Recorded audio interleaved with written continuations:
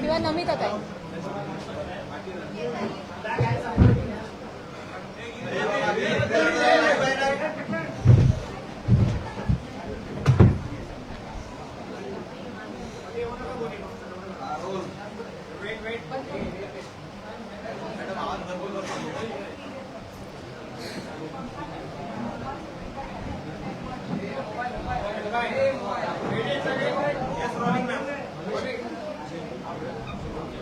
Mic आहे का? Mic आहे? माईक आहे? नाही, इथल्या इथे ऐकू जायला माईक जायचंय. हा आहे मध्ये घ्या. तो आवाज करू मध्ये ठेवू.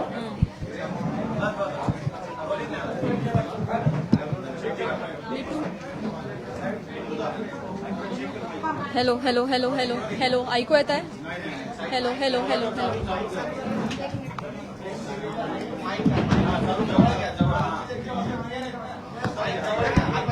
हॅलो. आता थोड्या वेळ घेऊन खायचा.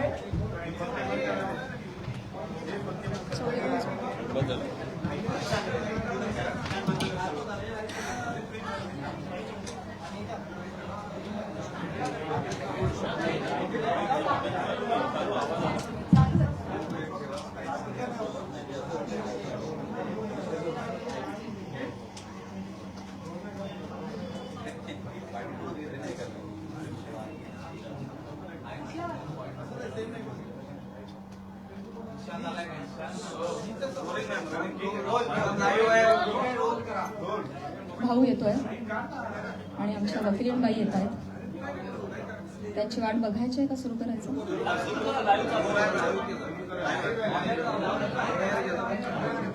सगळ्यांना नम्रतापूर्वक नमस्कार. इतक्या मोठ्या संख्येनं तुम्ही सगळेजण आलात, शॉर्ट नोटीसवर आलात, मनापासून धन्यवाद. तुम्हा सगळ्यांना आज आपण इथे का जमलोय हा विषय माहिती आहेच आहे. बीड जिल्ह्यातील माननीय आमदार श्री सुरेश धस यांनी काल प्रसार माध्यमांशी बोलताना जी काही टिप्पणी केली त्या संदर्भात तीव्र निषेध व्यक्त करण्यासाठी आज मी तुम्हा सगळ्यांसमोर आलेली आहे. काल नाही तर गेले 1.5 महिन्यापासून हा सगळा प्रकार चालू आहे आणि गेले 1.5 महिने अत्यंत शांततेनं मी या सगळ्याला सामोरी जाते. सगळ्या ट्रोलिंगला, सगळ्या निगेटिव्ह कमेंट्सना. आणि ही माझी शांतता, माझी मूकसंमती नाहीये. मी माझ्यासारख्या अनेक महिला, कलाकार या सगळ्यांचीही हतबलता आहे. हे शांत राहणं तुम्हा सगळ्यांमुळे कुठे ना कुठेतरी आमच्यावर बेतलेलं आहे. एक व्यक्ती आपल्या कुठल्या तरी रागाच्या भरात, उद्वेगाच्या भरात काहीतरी बरळून जाते. त्यानंतर त्या 2 वाक्यांचा मीडिया 1000 व्हिडिओ करतो, तेवढेच शब्द पकडतो, त्याच्यावर 1000 व्हिडिओज बनतात युट्यूब चॅनल्सवर. मग एका सेलिब्रिटीला त्याच्यावर वक्तव्य करणं भाग पाडलं जातं. मग ती बोलते, मग परत पहिल्या व्यक्तीला वाटतं आता आपण बोललंच पाहिजे, मग ती परत व्यक्ती बोलते, मग आता परत बोलणं क्रमप्राप्त होतं कारण आता नाही बोलली का, गप्प बसली का, मागे हटली, मग ही परत व्यक्ती बोलते. ही चिखलफेक चालू राहते, महिलांची अब्रू निघत राहते आणि सगळ्यांचं मनोरंजन होतं. हे होऊ नये सगळ्या समाज माध्यमांसमोर ही चिखलफेक होऊ नये म्हणून मी यात पडले नाही. मी शांत बसणं हा पर्याय स्वीकारला. या गटारात मी दगड टाकणं योग्य समजलं नाही. ऑल्सो मला असं वाटलं की हा विषय इतका खोटा आहे, ही गोष्ट इतकी धादांत खोटी आहे, त्याला काही बेस नाही. एका सांस्कृतिक कार्यक्रमामध्ये सत्कार स्वीकारताना काढला गेलेला एक फोटो, ती आमची एकमेव भेट, धन्यवाद हा एकमेव संभाषण, एक शब्द, याच्यावरून एवढी आवई उठावी, त्याला मी का प्रत्युत्तर देऊ? जेव्हा त्या गोष्टीवर मी भाष्य करते, 10 लोकांपर्यंतची गोष्टी 1000 लोकांपर्यंत पोहोचतात. ती जर गोष्ट खोटीच असेल तर ती किती काळ टिकणार? त्या गोष्टीला आपण किती महत्व द्यायचं? म्हणून मी त्या गोष्टीकडे दुर्लक्ष केलं. शांत बसणं मी योग्य समजलं. आणि याला भरपूर साथ होती ती मी ज्या व्यक्तींबरोबर काम करते, ज्या संचाबरोबर काम करते, माझं कुटुंब, माझा मित्रपरिवार, सगळे आप्तेष्ट, महाराष्ट्रातली जनता, प्रेक्षक ज्यांचं प्रेम आहे माझ्यावर. कोणीही माझ्यावर एका शब्दानेही कधी शंकेच्या दृष्टिकोनातून पाहिलं नाही, कधीही मला विचारलं देखील नाही. प्रत्येक जण भेटला त्यावेळी हे म्हणाला, प्राजक्ता योग्य करतेस, शांत राहा, धीरानं सामोरी जा. या अशा आवया उठतात आणि निघून जातात, सरपास होतात, तू शांत राहा, धीरानं सामोरी जा. ह्या सगळ्यांचा माझ्यावरचा विश्वास नाही. मी आधी पूर्ण करेन माझं सगळं. माईक मध्ये सर्व इको होतो, त्याच्यामुळे तुम्ही फक्त माईक विदाउट माईक तुम्ही बोला ना. बेटर गाईड होते. Sorry for interrupt.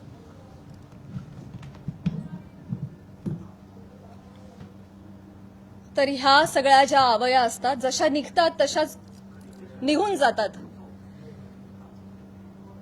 असं सगळं असल्यामुळे आणि या सगळ्यांचा पाठिंबा आणि माझ्यावरचा विश्वास इतका दांडगा होता, ही माझ्यासाठी अत्यंत जमेची बाजू होती. त्यामुळे मला माझ्या चारित्र्यावरचं एक्सप्लेनेशन द्यायला समोर यावं अशी गरजच वाटली नाही. आज ही वेळ येतेय, ही अत्यंत नामुष्की आहे. आणि ती वेळ आली आहे कारण एक लोकप्रतिनिधी याच्यावर टिप्पणी करतात. एखादी रुमर आहे, रुमरचंही खरं त्याला स्थान नाहीये, पण एखादी असंच उठलेलं वावटळाविषयी जेव्हा लोकप्रतिनिधी, जे लोक ज्यांना आपण जनतेनं निवडून दिलंय, आपले प्रश्न विधिमंडळात जाऊन त्यांनी आपले प्रश्न मांडावेत, आपल्यासाठी न्याय मागावा, आपल्या हक्कांचं रक्षण करावं, आपलं रक्षण करावं, अशी ज्यांच्याकडून आपली अपेक्षा आहे, अशी मंडळी जेव्हा आपल्यावर चिखल फेक करतात तेव्हा ही गोष्ट गांभीर्यानं घेण्याची वाटली मला. आणि म्हणूनच आज मी तुम्हा सगळ्यांसमोर आले. काल जर हे असं बोलले नसते तर मी तशी शांत बसले होते आणि मी याच्यावर कधी भाष्य केलं नसतं. पण काल त्यांनी ते वक्तव्य केल्यामुळे मला आज तुम्हा सगळ्यांसमोर यावं लागलं.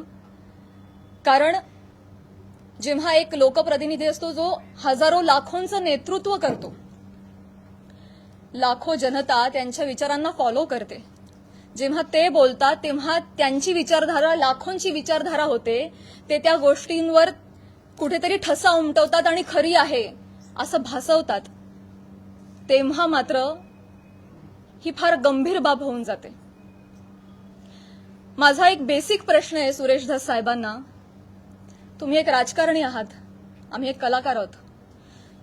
तुम्ही एका दुसऱ्या राजकारणावर कुठेतरी कुरघोडी करताय, टीका करताय, तुमचं जे काय चालू आहे लखलाभ, तुम्ही ते करत राहा.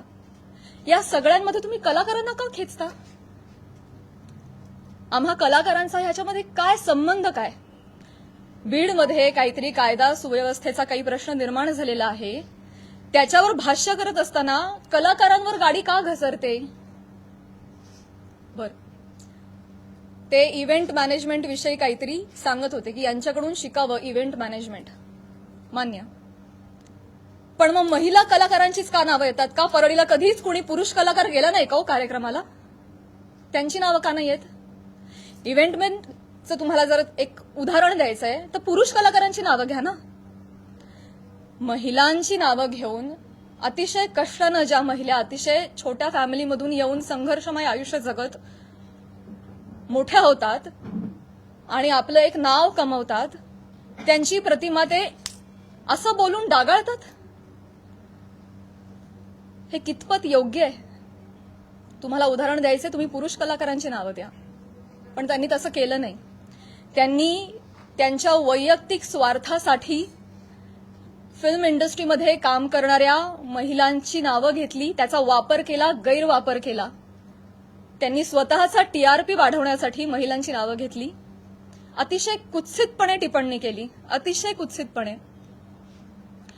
एक कलाकार म्हणून वेगवेगळ्या शहरांमध्ये जाणं, प्रेक्षकांचं मनोरंजन करणं हे कलाकारांचं काम आहे. आणि फक्त परळी नाही, महाराष्ट्राच्या कानाकोपऱ्यात जाऊन मी याही आधी कार्यक्रम केलेले आणि यापुढेही करत राहणार. आणि सगळेच कलाकार करतात. याआधीही हजारो नेत्यांबरोबर, प्रतिथयश क्षेत्रातल्या सगळ्या मान्यवरांबरोबर फोटो आहेत.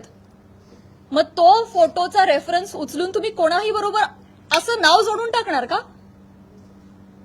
हे एक महिला म्हणून, महिला कलाकार म्हणून मला अतिशय ही बाब निंदनीय वाटते. महाराष्ट्रातल्या राजकारण्यांना हे कृत्य शोभत नाही. बरं, ते जे बोललेत ते इतकं कुत्सित आहे. अच्छा, त्या पण येतात का परळीला? अच्छा. कोणाला जर नवा चित्रपट वगैरे करायचा असेल तर परळी पॅटर्न अवलंबावा. त्यांचा जे काय जवळचा पत्ता वगैरे काय म्हणायचंय काय तुम्हाला? तुम्ही फक्त महिला कलाकारांच्या चारित्र्यावर शिंतोडे नाही उडवत आहात, महिलांच्या कर्तृत्वावर सुद्धा तुम्ही प्रश्नचिन्ह उपस्थित करताय. का? कुठल्याही पुरुषाच्या किंवा राजकारण्याच्या कुबड्यांशिवाय एखादी महिला स्वकर्तृत्वावर यशस्वी होऊ शकत नाही का? कष्टांनी आणि मेहनतीनं एखादा माणूस मोठा होतो, याच्यावर तुमचा विश्वास का नाही बसत? ही अशी टिप्पणी करून तुम्ही माझी नाही, आम्हा महिलांची नाही, स्वतःची मानसिकता दाखवताय असं मला वाटतं. आणि ही अतिशय खेदजनक बाब आहे. मला पाणी आणि टिश्यू द्या.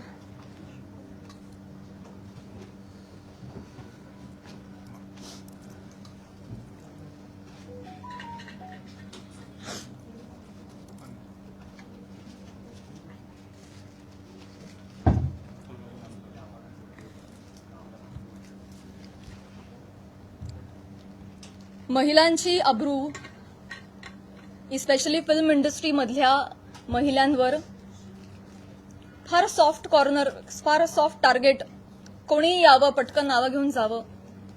तुम्ही तुमच्या राजकारणासाठी मी विनंती करते, तुमच्या वैयक्तिक राजकारणासाठी तुम्ही फिल्म क्षेत्रामधल्या महिलांच्या नावाचा गैरवापर करणं बंद करावं अशी मी त्यांना विनंती करते. आणि ज्या कुत्सितपणे त्यांनी टिप्पणी केली आहे, या सगळ्या गोष्टीचा प्रसार माध्यमांसमोर हशा पिकवण्यासाठी त्यांनी उपयोग केलेला आहे. हे वागणं महाराष्ट्रातल्या राजकारण्यांना शोभत नाही. ही अतिशय निंदनीय बाब आहे. आणि म्हणूनच ज्या कुत्सितपणे त्यांनी टिप्पणी केली आहे आणि हशा पिकवलाय, प्रसार माध्यमांसमोर कसं बोलावं, काय बोलावं याचं ज्यांना भान नाहीये त्यांना मी विनंती करते की त्यांनी तितक्याच विनम्रतेनं माझी जाहीर माफी मागावी. आणि फक्त माझीच नाही, माझ्याबरोबर अनेक महिलांचा त्यांनी चुकीचं नाव घेऊन उल्लेख केलेला आहे. आणि या गोष्टीचा एक उपयोग करून मी त्यांना हेही सांगू इच्छिते की अशा पद्धतीनं कुठल्याही राजकीय गोष्टीसाठी फिल्म इंडस्ट्रीमधल्या महिलांच्या नावाचा गैरउपयोग होता कामा नये. पुढे जाऊन मी हेही सांगू इच्छिते, मी आज महिला आयोगाकडे तक्रार गेलेली आहे. फोन सायलेंट करा. महिला आयोगाकडे दुपारी तक्रार नोंदवलेली आहे. मी त्यांनाही रिक्वेस्ट केलेली आहे की कायद्याच्या चौकटीत राहून तुम्ही याच्यावर योग्य ती कारवाई करावी. मी देखील कायदेशीर कारवाई करत राहीन. याचबरोबर माननीय मुख्यमंत्री साहेब, उपमुख्यमंत्री साहेब यांना देखील मी विनंती करते, काय या दोन व्यक्ती एक दोन वाक्य बोलून गेल्या, पण प्रसार माध्यमं तेवढीच दोन वाक्य घेऊन त्याचे 1000 व्हिडिओ बनवतात. इतके वाईट मथळे देतात, हेडलाईन्स देतात. समोरच्या माणसाच्या आयुष्यात तुमच्या या मथळ्यांमुळे एक वादळ येऊ शकतं. त्यांच्या करिअरवर परिणाम होऊ शकतो, त्यांची प्रतिमा डागाळली जाऊ शकते, त्यांचं करिअर बर्बाद होऊ शकतं, ते डिप्रेस होऊ शकतात, ते आत्महत्या करू शकतात. तुम्हाला काळजी वाटत नाही या गोष्टीची? आपण आपला टीआरपी वाढवण्यासाठी, आपण आपला एक सेट टार्गेट अचीव करण्यासाठी कुठल्या थराला जाऊन बातमी करतो, त्याचं किती वेगवेगळ्या पद्धतीनं. आता फॉर एन एक्झाम्पल, कालच मी बातमी वाचली आणि ती इतकी हर्टफुल होती. बीडमधील हत्या प्रकरणात आता प्राजक्ता माळींचंही नाव जोडलं जातंय. काय संबंध, काय दोन गोष्टींचा? आपण काय हेडलाईन्स करतो त्याचा समोरच्या माणसावर. ही माझी आई रात्रभर झोपली नाही, 1.5 महिना, मला वाटत नाही तिला शांत झोप लागली असेल. एक कमेंट नाही जी यांनी वाचली नाही. हा माझा भाऊ, यांनी सोशल मीडिया बंद करून टाकला, सगळे अकाउंट्स डिलीट केले. आज हा प्रसंग फक्त माझ्याशी निगडीत राहिलेला नाहीये, हा माझ्या कुटुंबावर त्याचा परिणाम होतोय आणि अत्यंत वाईट परिणाम होतोय. समाजामध्ये अशा पद्धतीनं प्रतिमा डागाळली जाणं एका मुलीची, आणि स्पेशली फिल्म क्षेत्रामध्ये काम करणाऱ्या मुलीची, ह्याला तोंड देणं अजिबात सोपी गोष्ट नाहीये. तुम्ही सगळेजण हे समजू शकता. तर तुम्हा सगळ्यांना ही विनंती आणि माननीय मुख्यमंत्री साहेबांना ही विनंती की त्यांनी याबाबत काहीतरी ठोस कारवाई करावी. बेसलेस पुरावा कुठलाही असल्याशिवाय कोणीही बातमी करू नये अशा पद्धतीचे त्यांनी आदेश द्यावेत. या निमित्तानं मी करुणाताईंना सुद्धा विनंती करू इच्छिते आणि हे सांगू इच्छिते की तुम्ही स्वतः एक महिला आहात. तुम्हाला महिलांना होणारा त्रास तुम्ही समजू शकता. या पुरुष प्रधान संस्कृतीमध्ये जर महिलाच महिलांच्या पाठीशी उभ्या नाही राहिल्या आणि चिखलफेक करत राहिल्या तर कसं होणार? मी सांगू इच्छिते की तुम्हाला जी माझ्या बद्दलची माहिती मिळाली आहे ती अत्यंत चुकीची आहे. तुमच्या माहितीचा जो स्रोत आहे तो चुकीचा आहे करुणाताई. आणि आय एम शुअर की इथून पुढे तुम्ही कुठल्याही गोष्टीची खातरजमा केल्याशिवाय, शहानिशा केल्याशिवाय तुम्ही असं वक्तव्य करणार नाही आणि महिलांच्या बाबतीत तुम्ही देखील संवेदनशील राहाल अशी मी खात्री बाळगते आणि ही मी तुम्हाला विनंती करते.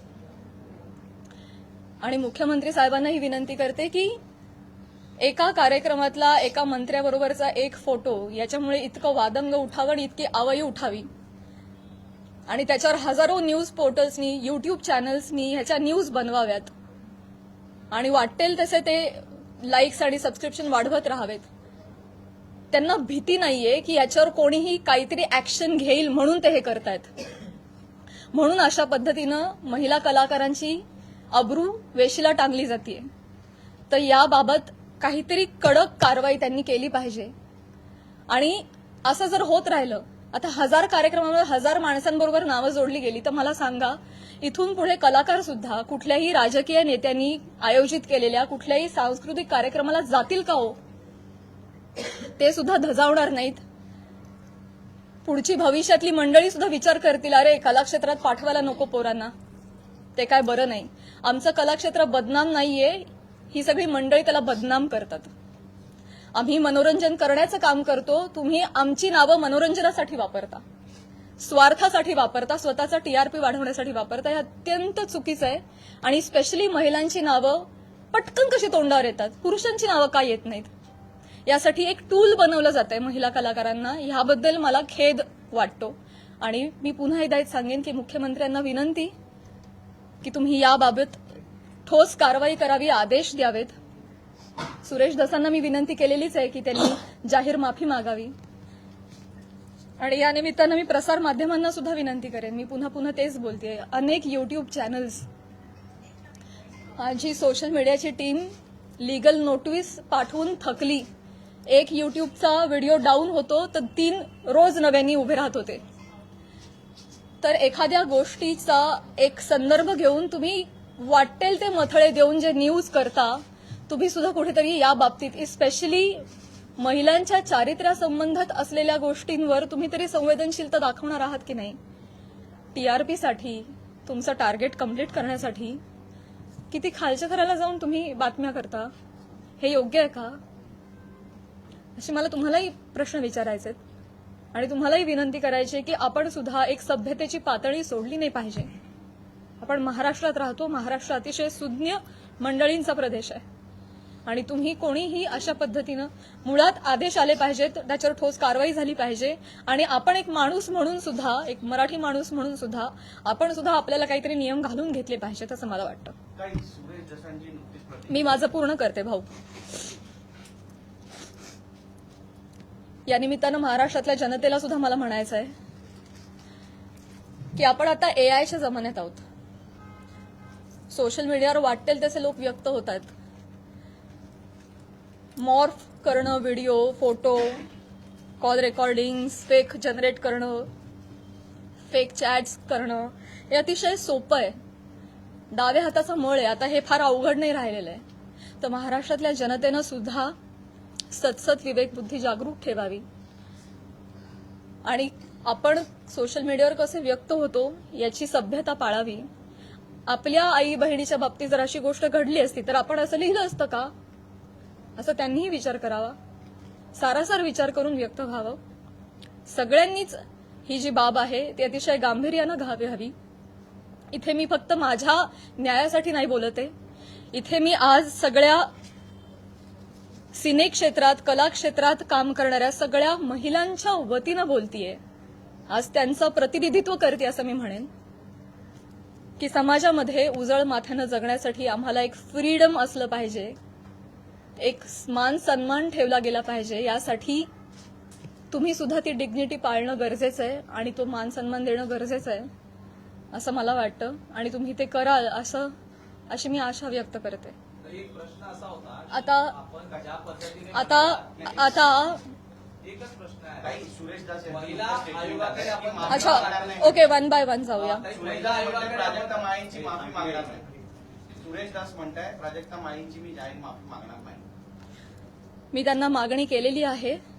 त्यांनी ज्या कुत्सितपणे भाषा पिकवण्यासाठी हा मुद्दा उचललाय ज्याला काही बेस नाही, तर मी मागणी केलेली आहे आणि मला खात्री आहे की माननीय मुख्यमंत्री साहेब, माननीय उपमुख्यमंत्री साहेब, महिला आयोग याच्यावर कठोर कारवाई करतील आणि योग्य ती गोष्ट घडवून आणतील. महिला आयोगाकडे आपण तक्रार दाखल केलेली आहे. आपण कायदेशीर पाऊल म्हणजे पोलीस स्टेशनमध्ये जाऊन धस यांच्या विरोधात काही तक्रार दाखल करणार आहात का?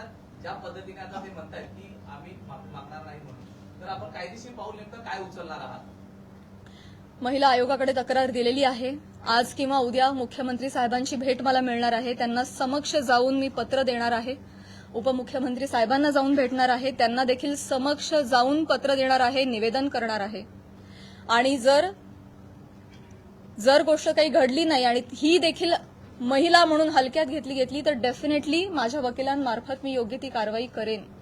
आणि माझ्या एकटीच्या न्यायासाठी नाही, मी समस्त कला क्षेत्रात काम करणाऱ्या महिलांच्या वतीनं पाऊल उचलेन. भाजपचे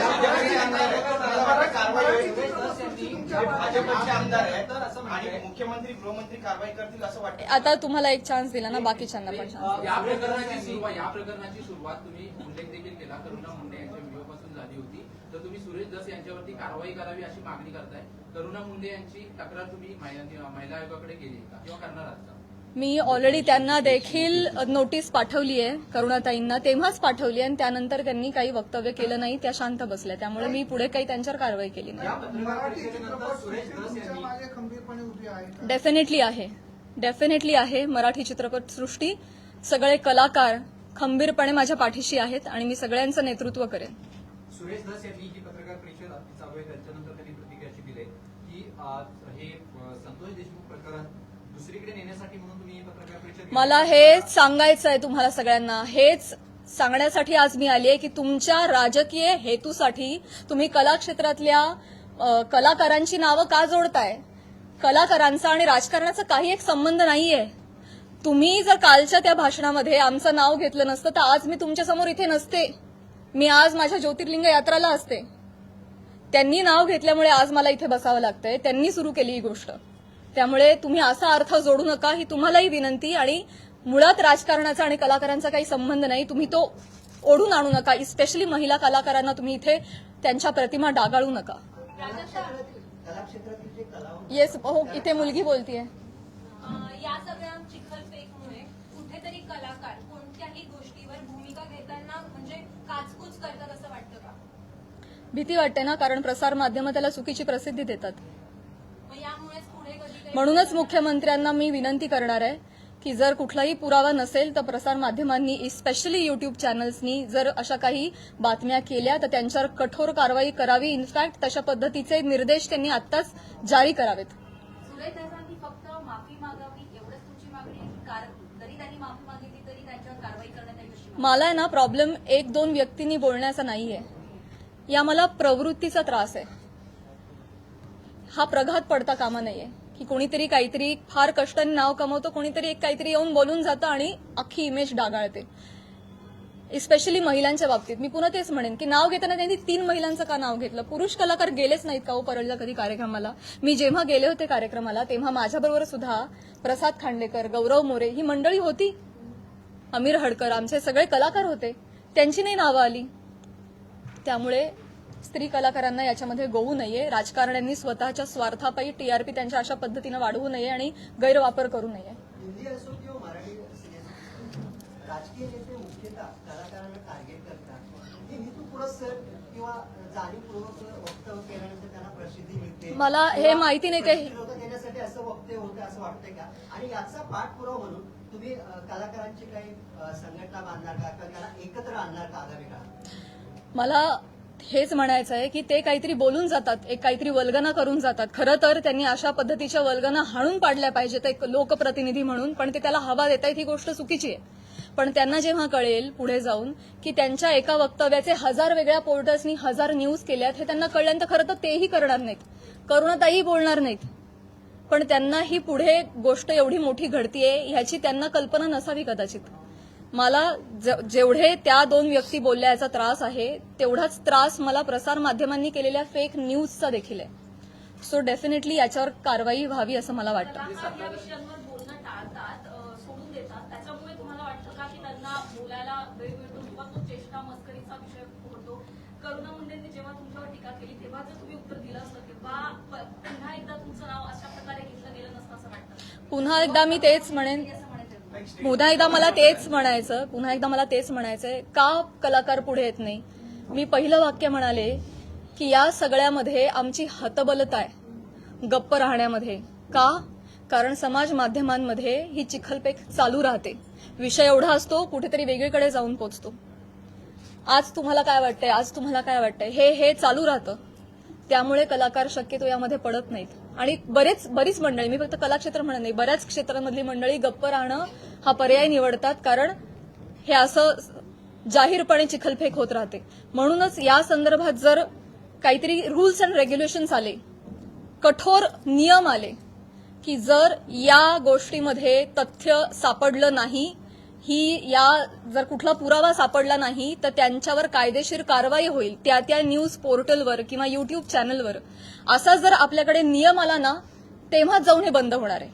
तर असा नियम काढावा हीच विनंती आहे माझी मुख्यमंत्री साहेबांना. पण तुम्हाला जाणीवपूर्वक टार्गेट केलं जात आहे? नाही असं काही नसतं. त्यांनी माफी नाही मागितली तर तुमची भूमिका काय असेल? मला हा नियम आणायचा आहे. मला या निमित्तानं प्रसार माध्यमांमध्ये जे काही न्यूज होतात त्याला पुराव्यांची जोड नसेल तर तुम्ही ते करू नका, केलं नाही पाहिजे.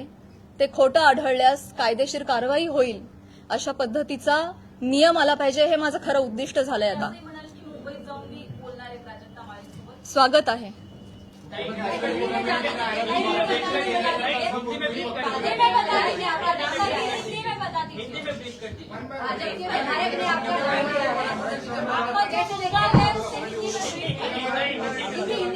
ओके, एका पत्रकाराला एकच देते.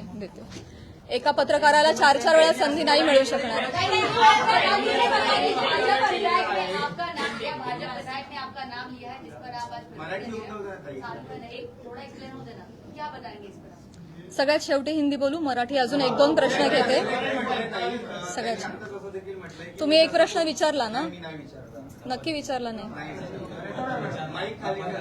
त्यांनी असं देखील म्हटलंय की मी असं कोणतंही ऑब्जेक्शन घेण्यासारखं वक्तव्य बोललेलो नाही आणि माझ्यासाठी प्राजक्ता माळी हा विषय संपलेला आहे असं देखील वक्तव्य केलेलं आहे. काय सांगा? मी ते बघितलं नाही, परंतु अच्छा, त्या पण आल्या का? येतात का परळीला? अहो, परळीला नाही, सबंध महाराष्ट्रात फिरतो आम्ही, देशाबाहेरही कार्यक्रमाला जातो. परळी पॅटर्न, जवळचा पत्ता, तुम्हाला जर चित्रपट बनवायचा असेल तर परळी पॅटर्न म्हणजे म्हणायचं काय? हे डेफिनेटली अतिशय निंदनीय वाक्य आहेत, अतिशय डिरोगेटरी आहेत. यामागचा सूचित अर्थ कळू नये इतका महाराष्ट्र आणि मी दुधखुळी नाहीये. त्यांना जे आडून आडून बोलायचं होतं हे सगळ्यांना कळतंय. त्यामुळे परळीला येतात म्हणजे मी काहीच बोलू नये असं नसतं. नुसतं ताई म्हणून काही होत नाही. त्याच्या अवतीभवती तुम्ही जे हातवारे करता, तुमचे जे हावभाव असतात, एका महिलेचं चारित्र्य एवढ्या रिॲक्शननी सुद्धा डागाळू शकतं. समाज माध्यमांसमोर, प्रसार माध्यमांसमोर हशा पिकवण्यासाठी त्यांनी हा मुद्दा वापरलाय. तो डेफिनेटली अतिशय निंदनीय आहे, अतिशय खालच्या पातळीचा आहे आणि तो चुकीचा आहे, याचा मी निषेध करते. मॅम, क्लॅरिफिकेशन देताना नेहमी महिलाच का देतात? तुम्हाला वाटत नाही का ज्यांच्याशी नाव जोडलं जातं त्यांनी सुद्धा हे दिलं पाहिजे? आतापर्यंत बॉलिवूडमध्ये सुद्धा अशा अनेक गोष्टी घडलेल्या आहेत, पण महिलाच टार्गेट का होते याच्यावर तुम्हाला काय वाटतं? हाच माझा प्रश्न आहे, हाच माझा प्रश्न आहे मुख्यमंत्री साहेबांना सुद्धा, की हे महाराष्ट्रामध्ये एक निर्भेळ वातावरण कलाक्षेत्रातल्या महिलांच्या बाबतीत असलं पाहिजे आणि आम्ही सॉफ्ट टार्गेट होता कामा नये. कुठल्याही राजकीय व्यक्तींच्या स्वार्थापायी आमच्या नावांचा गैरवापर झाला नाही पाहिजे, हीच तर माझी विनंती आहे. आणि हे दुःख आहे, आज मला माझ्या चारित्र्याच्या क्लॅरिफिकेशनसाठी प्रेस कॉन्फरन्स घ्यावी लागते. हीच निंदनीय गोष्ट आहे. हे महाराष्ट्रात होत आहे, सावित्रीच्या लेकींबाबत होत आहे. मला याचं दुःख आहे. करुणा मुंडेंनी ज्या पद्धतीने सुरुवात केली किंवा सुरेश दसनी ज्या पद्धतीने सुरुवात केली, पण ह्या सगळ्या गोंधळामध्ये ज्या व्यक्तीसोबत नाव जोडलं गेलं, परळीच्या एका व्यक्तीसोबत नाव जोडलं गेलं, तर तुला असं नाही वाटत का की त्या व्यक्तीकडून सुद्धा काहीतरी वक्तव्य आलं पाहिजे की जे काही चालू आहे त्याच्या? नाही, मला नाही वाटत. नाही. मुख्यमंत्री देवेंद्र फडणवीस सुरेश दसांवरती कारवाई करतील असं वाटतं का तुमच्या भेटीनंतर? मी म्हटलं ना, त्यांनी माफी मागणं, त्यांनी बोलणं, त्यांना हा प्रकार चुकीचा आहे हे कळलं पाहिजे. त्याचे परिणाम काय होतात हे कळलं पाहिजे आणि पुढे जाऊन या बाबतीत कठोर नियम झाले पाहिजेत. हे आता माझं मोठं उद्दिष्ट आहे. एका व्यक्ती संदर्भात तेवढा मुद्दा, त्यांची माफी, एवढा छोटा विचार मी नाही करणार. या बाबतीत काहीतरी कठोर निर्णय झाले पाहिजेत, काहीतरी रूल्स अँड रेग्युलेशन्स बसले पाहिजेत. इथून पुढे कुठल्याही महिला कलाकाराला, ही मी आज ह्या सगळ्या गोष्टीची पार्श्वभूमी घेऊन म्हणते, भविष्यात मला किंवा कला क्षेत्रात काम करणाऱ्या कुठल्याही महिलेला अशा पद्धतीच्या गोष्टींना सामोरं जायची वेळ येऊ नये यासाठी मी प्रयत्न करेन. आता तुम्ही म्हणाला की कला राजाश्रय मिळालेले मुक्ती होते आणि असंही म्हणाला की महाराष्ट्रभर आम्ही जर नाहीच फिरलो रसिकांचं कसं मनोरंजन होणार? अगदी बरोबर आहे, पण तुम्ही बाहेर नाही गेला तर त्याचं तुमचं नुकसान आहे, तुमचीच कला जनतेसमोर येणार आहे, असं वाटत नाही तुम्हाला? मला प्रश्न नाही कळला. ठीक आहे, ठीक आहे, ठीक आहे. कलेला राजाश्रय मिळाल्यानंतरच ती कला मोठी होती. महाराष्ट्रभर फिरताय, राजकारणाचे कार्यक्रम अटेंड करता असं तुम्ही म्हणताय. आता जर नाही गेला तर त्याच्यामुळे तुमचं परिणाम होणार आहे, तुमचं नुकसान होणार आहे असं वाटत तुम्हाला? डेफिनेटली मुळात वेगवेगळ्या शहरांमध्ये जाऊन, वेगवेगळ्या ठिकाणी जाऊन प्रेक्षकांचं मनोरंजन करणं हेच तर कलाकारांचं काम आहे, कर्तव्य आहे. निखळ मनोरंजनासाठी तर कलाकार प्रेक्षकांशी संवाद साधण्यासाठी वेगवेगळ्या ठिकाणी जातात आणि गेलंच पाहिजे. ते आमचं उपजीविकेचं साधन पण आहे आणि आमच्या स्वातंत्र्यावर अशी गदा नाही येऊ शकत ना. त्यामुळे कलाकार धर्म आम्ही पाळतोय, पण त्याचा असा पद्धतीनं चुकीचा अर्थ काढणं हे क्लेशदायक आहे. तेव्हाच कला मोठी होईल जेव्हा त्याला राजाश्रय मिळाली पाहिजे. म्हणूनच म्हणते रूल्स एंड रेग्युलेशन्स आणा. जी नहीं, ठीक है, ठीक है, नहीं, ठीक है, ठीक है. मैं यही कहना चाहूंगी कि आज जो भी यहाँ पे हुआ, सुरेश धस जी ने जो भी बोला है वो काफ़ी निंदनीय है ही. उसके खिलाफ हम काम करेंगे डेफिनेटली. महिला आयोग भी करेंगे, माननीय मुख्यमंत्री जी भी करेंगे. सबसे मैं निवेदन करूंगी, लीगल एक्शन भी लिए जाएंगे. लेकिन इसके परे जाके मैं ये रिक्वेस्ट करना चाहूंगी गवर्नमेंट से कि जो भी एक दो व्यक्ति कुछ बोल जाते हैं, उसके बाद जो हजारों न्यूज़ चैनल्स, यूट्यूब चैनल्स जो ब्रेकिंग न्यूज़ बनाते हैं और फेक न्यूज़ बनाते हैं विदाउट एनी स्ट्रॉन्ग प्रूफ्स, उसके खिलाफ कुछ स्ट्रॉन्ग एक्शन ली जाए, उस पर कुछ रूल्स एंड रेगुलेशंस बनाए जाए, तब जाके ये सही मामले में एक व्यक्ति किसी को सॉरी बोल देता है और मामला खत्म हो जाता है, इतना छोटा ये नहीं होना चाहिए। इसके परे जाके हमारी गवर्नमेंट ने महिलाओं के हित के लिए उनके अगेंस्ट जो ये फेक न्यूज बनती है उसके खिलाफ उन्होंने कठोर रूल्स एंड रेगुलेशंस बनाने चाहिए। ये मेरी उनसे रिक्वेस्ट है। आपकी इस मामले में सीएम और डीसीएम किसी से बात हुई है? जी, आज सुबह मैंने उनका टाइम लेने के लिए फोन किया था और हमारी बात भी हुई। सीएम साहब से? जी, और उन्होंने भी ये बोला कि ये नॉनसेंस मैं भी बिल्कुल टॉलरेट नहीं करूंगा और मैं आपको प्रेस कॉन्फ्रेंस लेने से नहीं रोकूंगा। आप प्लीज जाइए, प्रेस कॉन्फ्रेंस लीजिए। मैंने ऑलरेडी धस जी से बात की है और ये नॉनसेंस हम कोई भी टॉलरेट नहीं करेगा और मैं आमने सामने जाके भी उनसे ये बात करूंगी। कार्रवाई करने का उन्होंने कोई आश्वासन दिया है सीएम? मैं बोलूंगी कि कार्रवाई क्या होता है। एक व्यक्ति सॉरी बोल के निकल गया, इतना छोटा ये नहीं होना चाहिए। ये आगे जाके हो ही नहीं, इसलिए कुछ कार्रवाई होनी चाहिए। आपने महिला आयोग में भी शिकायत की। जी। शिकायत में आपने क्या मांग की? इस पे कार्रवाई होनी चाहिए और इस पे रूल्स एंड रेगुलेशंस बिठाने चाहिए, यही लिखा है। क्या सोशल मीडिया पे आपको बहुत परेशान किया जा रहा है, उस पर भी आपने बात की? मैंने ये बोला अभी, महाराष्ट्र के सारे जनता को मैंने अपील किया है कि हम भी एक डिग्निटी मेंटेन करें। क्या लगता है प्राजक्ता जी, आपको क्यों टारगेट किया जा रहा है? कुछ टारगेट नहीं किया जा रहा, ठीक है। सुरेश दत्त कह रहे हैं कि वो माफी नहीं मांगेंगे, इस पर आपको क्या कहते हैं? मैंने बोला, आप सिर्फ माफी की मैंने बोला। जय हिंद, जय महाराष्ट्र।